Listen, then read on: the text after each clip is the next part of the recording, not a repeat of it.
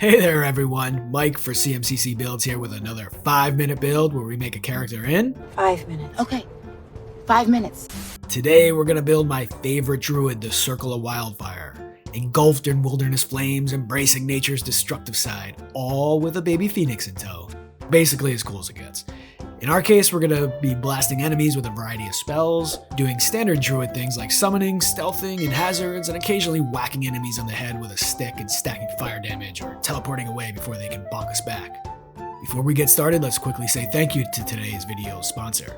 Describe is an award-winning TTRPG publisher of incredible descriptions, immersive sounds, and interactive maps. So if you're just getting started in tabletop gaming, or even if you're a seasoned vet, Describe is a fantastic option. Looking for a killer narrative of a nearby goblin patrol? They got you covered. Perhaps your session calls for the thrilling music and ambiance of an epic vault heist? You'll find that as well. Is your party looking for its next quest at the Adventurers Guild Hall? Here's the map and key. If you're on the fence about whether or not to sign up, go for it. You'll love it, and it does wonders to help the channel. Check out the link below, describe.com/CMCC. You use that link and the code CMCC to get 10% off your first payment. And thanks to Describe for sponsoring this video. All right. Let's get rockin'! For the race, we're going with an OG, the Half Elf. Take the High Elf variant because we want both the 4 ASI points and the Wizard cantrip. We're not going to be smart, so we need one that doesn't require intelligence, Booming Blade. For the ability scores, Dump Strength, take a 13 in Dexterity and Constitution, 9 Intelligence, 15 Wisdom, and 14 Charisma. With a racial ASI, increase the Charisma to 16, Wisdom to 16, and Dex at 14. For your background, choose whatever you need for your character concept and table. I'd recommend taking a custom background and the Stealth and Perception skills.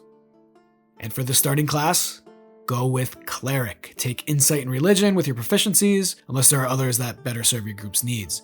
The Divine Domain will be the Arcana Cleric. This allows for 2 Wizard cantrips to be taken as Cleric cantrips. For those, take Firebolt for a ranged fire attack, and Green Flame Blade for a melee fire attack. We'll cover spells at the end when the build is complete, but like Druids, Clerics prepare their spells, so you'll do that based on the next day's needs, while filling the gaps of your spells from your other classes. Clerics get Scale Mail, a shield, and a quarterstaff. Upgrade your armor as soon as you can and work with your DM to ensure that the armor you have fits with the druidic restrictions as the DM sees them. Most West Marches servers allow for natural medium armors to be made or bought, so druids aren't hindered by the armor restrictions, except for the additional time and gold costs. That seems like a decent compromise to me. At level 2, now take Druid. Level 3, Druid 2. Select Circle of Wildfire to get your amazing subclass feature, Summon Wildfire Spirit. You can cause AoE damage when summoning it, use Flame Seed for a ranged attack, but right now we want Fiery Teleportation to move you and allies around. Don't forget it says unoccupied spaces. They don't need to teleport to the same area, 15 feet away, and unoccupied space is the only restriction. They don't need to stay next to each other. If you get caught in melee, bop the enemy with a Shillelagh Booming Blade and teleport 15 feet away. This forces the enemy to make a dex save against 1d6 plus proficiency bonus fire damage, and if the enemy wants to move on their turn to attack you back, they take the Booming Blade damage. 2 enemies surround you, perhaps you're in tight quarters, use Green Flame Blade to deal damage to both, and then teleport away. At Druid 4, level 5, take Resilient Constitution to round off Con at 14 and get some concentration protection. Druids have a lot, and I mean a lot, of great concentration spells. Losing concentration is never fun, so protect your neck. At Druid 5, level 6, get 3rd level Druid spells and reap the power benefits from spells like Conjure Animals and the hugely powerful level 2 spells like Spike Growth and Pass Without a Trace. Choose your concentration based on combat needs and your best predictions. Druid 6 gives Enhanced Bond, which adds a d8 to fire and healing spells. Do we have fire spells? Yes. And pretty soon, most of our attack spells will have fire damage too.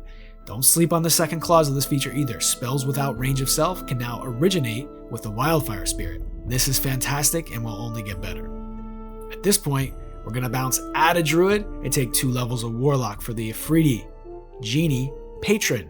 Thematically, this couldn't be better. A fire genie that rules over the elemental planes and grants you and your Wildfire Spirit additional power. Yes, please. Bottled Respite is nice, but we're here for Genie's Wrath, which allows for additional fire damage when you hit with an attack roll.